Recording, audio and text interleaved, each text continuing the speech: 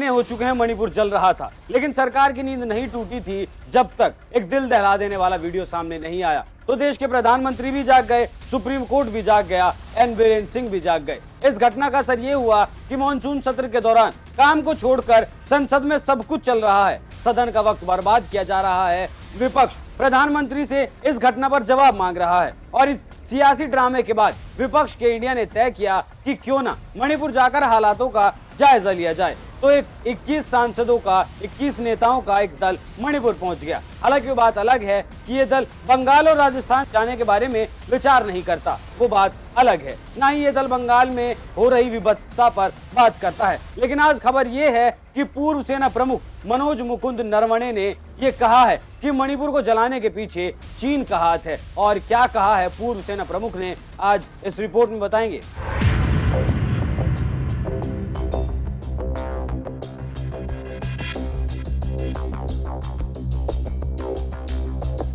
मणिपुर में सैकड़ों लोग अपनी जान गंवा चुके हैं। ये आंकड़े कहते हैं कि 80,000 से ज्यादा लोग बेघर हो चुके हैं और राहत कैंपों में शरण लिए हुए हैं। लेकिन अब सरकार ने मणिपुर की जांच सीबीआई को सौंप दी है और सीबीआई ने लोकल पुलिस के हाथ से केस को लेकर अपने आप ओवरटेक कर लिया है। पिछले दिनों 33,000 जवानों की मणिपुर में तैनाती भी की जा चुकी है। लेकिन अब जो नई बात मणिपुर से सामने आई है उसने देश के साथ साथ विदेश की राजनीति में भी हड़कंप मचा दिया। इस बयान ने दुनिया में खलबली मचा दी। दरअसल पूर्व सेना अध्यक्ष एमएम नरवणे ने मणिपुर हिंसा को लेकर विदेशी एजेंसियों की संलिप्तता की आशंका जताई है। इतना ही नहीं, उन्होंने सीमा पर भारतीय सैनिकों की बढ़ती आक्रामकता को ध्यान में रखते हुए मणिपुर हिंसा में चीन का हाथ होने की बात कही है। पूर्व सेना अध्यक्ष ने कहा, पूर्वोत्तर राज्य में अभी जगह जगह हिंसा हो रही है जिसमें चीन का हाथ हो सकता है, लिहाजा इसकी जांच होनी चाहिए। बता दें कि उनके द्वारा दिए गए इस बयान के बाद वैश्विक मंच पर खलबली मच चुकी है। लेकिन गौर करने वाली बात यह है कि इस बात पर अभी तक चीन की ओर से कोई प्रतिक्रिया सामने नहीं आई है, जबकि चीन जिस तेवर में रहता है उसे देखते हुए उसकी कोई तीखी टिप्पणी अब तक सामने आ जानी चाहिए थी। चीन के साथ भारत का गतिरोध बहुत पुराना है। दोनों देश आपस में 3,488 किलोमीटर की सीमा को साझा करते हैं। 2020 में लद्दाख में हुई घटना के बाद दोनों देशों के बीच तनातनी पहले से ज्यादा बढ़ी है और कारण भी यही है कि चीन भारत को अस्थिर करने की ताक में हर वक्त रहता है। हाल ही में चीन ने पाकिस्तान को परमाणु गोली दागने वाली तोप भी दी है, जो पाकिस्तान ने भारतीय सीमा पर तैनात भी कर दी। भारत ने दर्जनों चीनी एप्लीकेशंस को बंद कर दिया।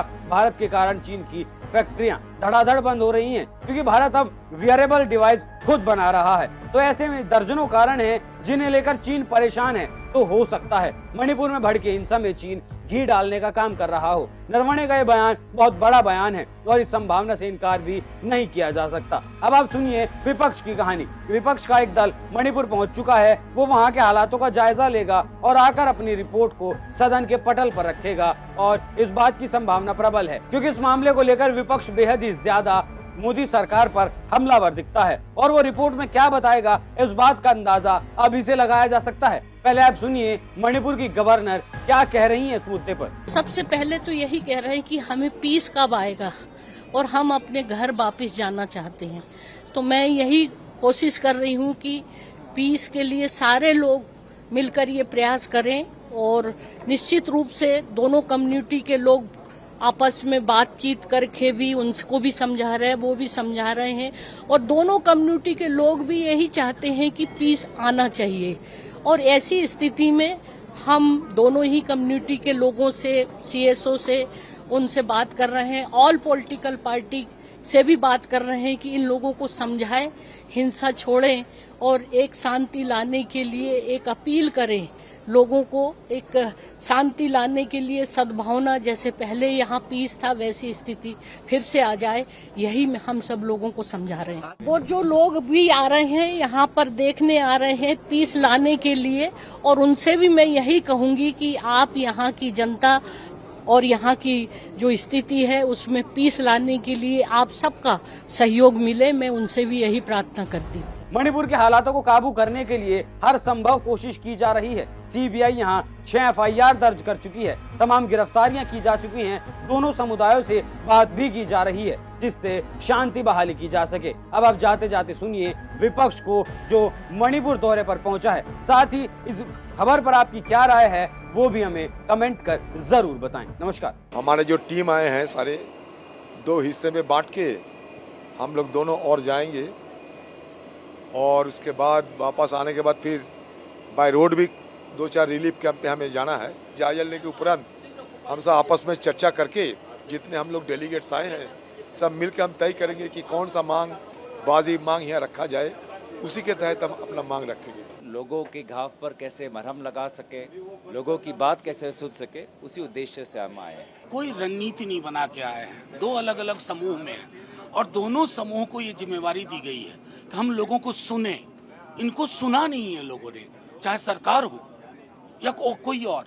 हमारी सिर्फ कोशिश है, क्योंकि सुनना हीलिंग का हिस्सा है, ताकि हम सुन पाएं और यही मैसेज कन्वे कर पाएं दिल्ली में कि अगर हम कहते हैं इंडिया, भारत, हिंदुस्तान, तो मणिपुर हमारा हिस्सा है ना। मणिपुर अगर सामूहिक चिंता में है तो वो हमारी चिंता भी होनी चाहिए। मणिपुर भी उसी धरती का अंग है, जिस धरती का अंग बिहार है। ये सभी इस देश के अंग हैं और मणिपुर में महीनों से हिंसा का वातावरण है और केंद्र की सरकार संवेदनहीनता से ग्रसित है।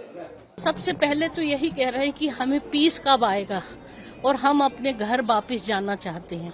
तो मैं यही कोशिश कर रही हूँ कि पीस के लिए सारे लोग मिलकर ये प्रयास करें और निश्चित रूप से दोनों कम्युनिटी के लोग आपस में बातचीत करके भी उनको भी समझा रहे हैं, वो भी समझा रहे हैं और दोनों कम्युनिटी के लोग भी यही चाहते हैं कि पीस आना चाहिए।